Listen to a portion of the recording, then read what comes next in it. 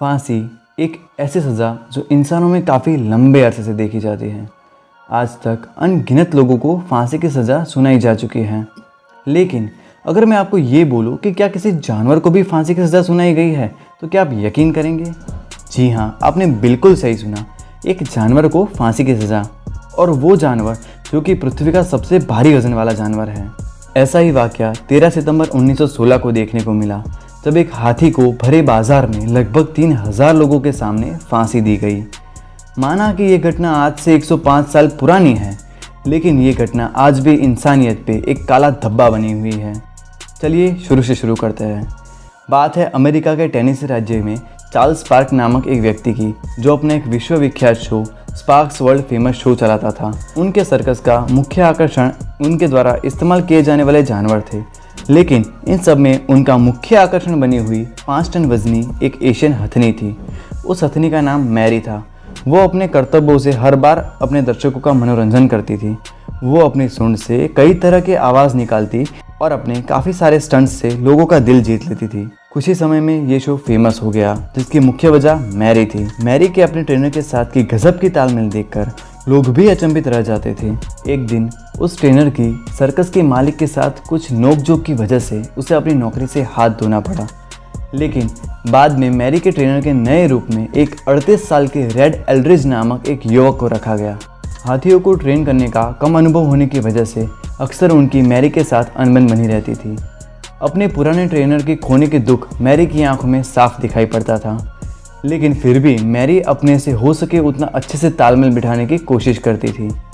जैसे तैसे ये शो चलता रहा, लेकिन मुश्किल तो तब आ पड़ी जब 11 सितंबर 1916 को ये सर्कस किंग स्पोर्ट्स नामक एक छोटे से शहर में जा पहुंचा। सर्कस का प्रचार करने के लिए शहर के मुख्य रोड पर सभी जानवरों के साथ एक रैली निकाली गई, जिसमें उनका मुख्य आकर्षण मैरी भी थी। मैरी के साथ कम तालमेल होने की वजह से एल्ड्रिज के हाथ में मैरी को कंट्रोल करने के लिए एक नुकीला भाला दिया गया।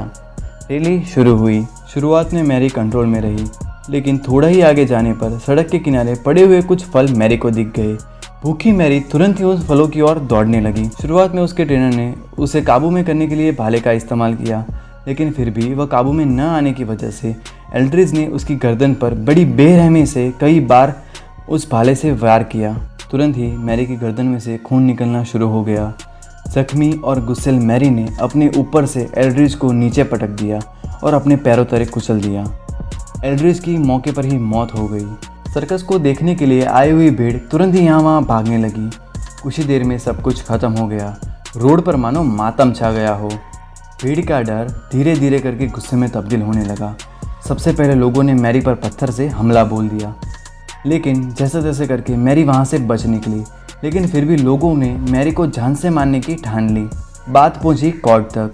जज पर भी लोगों का प्रेशर इतना बन गया कि जज ने भी सारा दोष मैरी के सर मढ़ दिया, और जज ने भी मैरी को 1 दिन के अंदर अंदर मारने की सज़ा सुनाई। कई लोगों ने मैरी को तड़पा तड़पा कर मारने की सलाह दी, तो कई लोगों ने ये कहा कि इसे तो इलेक्ट्रिक शॉक दे के मार देना चाहिए। अंत में यह तय हुआ कि मैरी को सबके सामने फांसी दी जाएगी। आखिरकार वह इंसानियत को शर्मसार करने वाला दिन आ ही गया।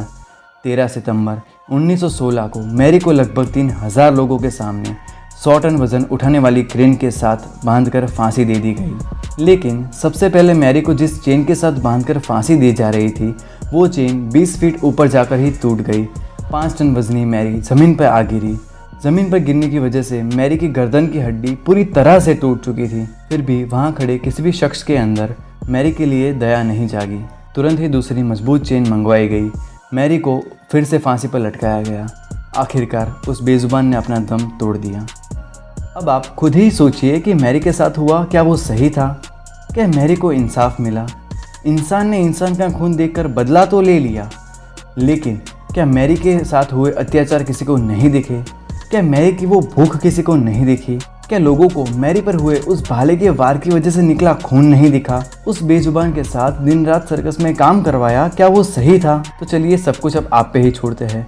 आप बताइए, क्या आप उस जज की जगह पे होते तो आप इस बेजुबान जानवर के लिए कौन सा फैसला सुनाते? अपने विचार कमेंट सेक्शन में ज़रूर से बताएं। अगर आपको वीडियो पसंद आया है तो इस वीडियो पे एक छोटा सा लाइक कर दीजिए। ऐसे ही और वीडियोस देखने के लिए हमारे चैनल को सब्सक्राइब करें और सबसे पहले देखने के लिए बेल आइकन दबाना ना भूलें। तो मिलते हैं अगले वीडियो में, तब तक के लिए गुड बाय दोस्तों।